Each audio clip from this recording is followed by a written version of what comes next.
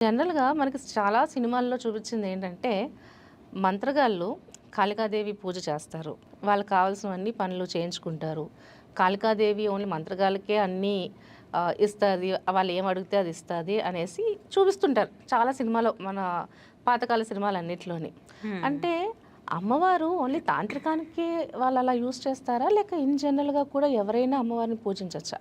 ఓం శ్రీ గురుభ్యో నమః. ఓం శ్రీ మాత్రే నమః. మామూలుగా కాళీ అంటేనే తంత్రానికి అధిదేవత. ఓకే. కాళీ, కాలభైరవులు అంటేనే తంత్రానికి పరాశక్తి కాళికాదేవి. హ్మ్. తంత్రం అంటే ఏంటి? క్రియాశక్తి. ఓకే. ఇచ్ఛాశక్తి, జ్ఞానశక్తి, క్రియాశక్తి అని 3 ఉంటాయి. హ్మ్. ఇచ్ఛాశక్తి అంటే శివుడి ఆధీనంలో ఉంటుంది.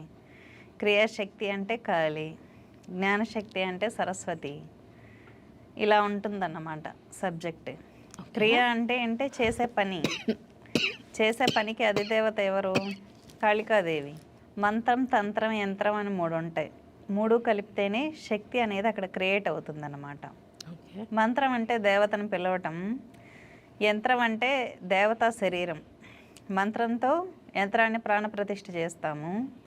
చేసేటటువంటి పని అంటే కుంకుమార్చన చేస్తాం. కావలసిన షోడశోపచార విధానాలు ఉంటాయి. వీటినన్నిటినీ తంత్రాలనే అంటారు.